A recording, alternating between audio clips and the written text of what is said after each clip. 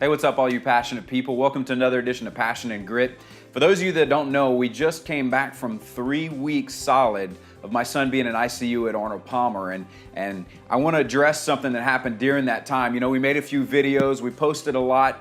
Some people may look at us funny for bringing so many people along that journey, but I thought it was important. I think it's very vital for us to see that miracles are still happening. And listen, if you're not a faith-filled person, you're not a religious person, hear me out, please. There's a great story, I believe, that comes through what we went through that can affect people and help you be successful in life. But we had some people going through that on how positive my wife and I were that said we were being too positive, that they felt we weren't in touch with reality. Let me first say we were very in touch with reality. You know, my son laying there in a bed, lifeless on a breathing tube. If you don't think I cried, then you're nuts. That was the toughest thing I've ever gone through in my entire life. But the reason we stood so positive is two things. First off, if you read the Bible the way I read it, it says that God's grace is sufficient. But when you're laying there with your sitting there with your 6-year-old who's not breathing on his own for 10 straight days and coming out of it another rough week and a half in the ICU, His grace is sufficient, but it is harder to grab hold of. The other side of that, the reason why we were positive is because we were positive. We knew what we were going through. We knew what was going to happen on the other side. We believed in faith. You know, I think the issue, and this is what I was getting to, this is the story that I believe is what helps us be successful, helped us be successful, and will help you be successful in whatever you're doing, whether it be something faith-based or it be business or relationship, it doesn't matter. Is the fact that we are always presented with two options in life.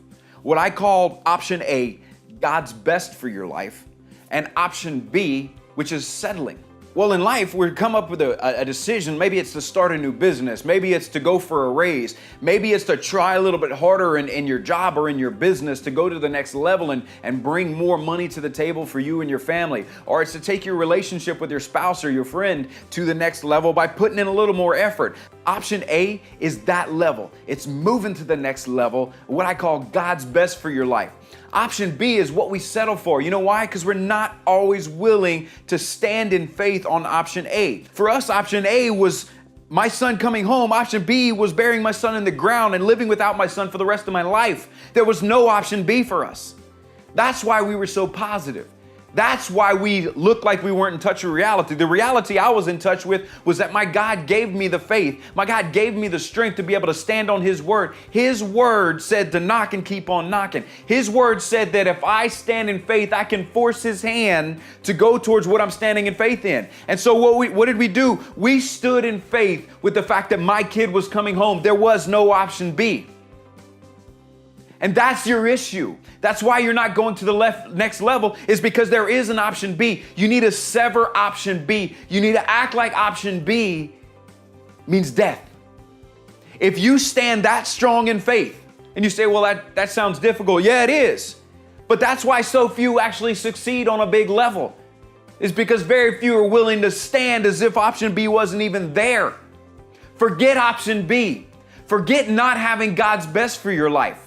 Do whatever it takes to stand on option A and let God show fruit in your life that creates the most amazing life you're supposed to live. You're not supposed to settle. You were not designed to be average. You were designed to stand above the rest and do something amazing. It's been planted in your heart. It's been planted in your spirit. It's in your mind, but there's a war in your mind of option A, option B. Today, draw a line. No more option B. Sounds weird, I know, but it gets the point across.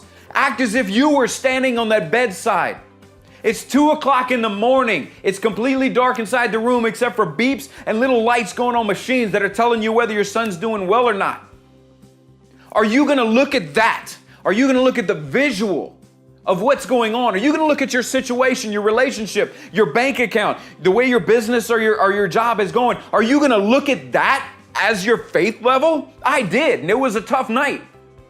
Whenever I looked at the numbers to see if my son was doing well, that made it tough. When you forget about the numbers and do what faith is, living as though it were now, even though you cannot see it, watch what happens. Watch things begin to change. Quit looking at with these eyes and begin looking with the future. Begin looking with your spirit. Begin looking with your heart at what you were destined to be. Guys, as always, live life with passion and grit. Passion, because without it, life is just boring.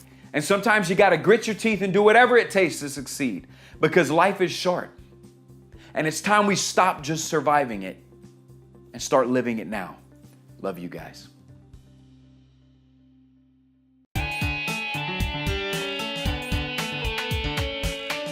The feeling of being sick and tired of being sick and tired.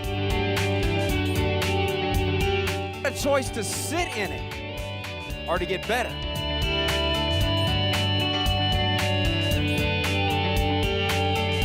The most important thing that you have to realize is you've got to realize in your heart that you're worth it.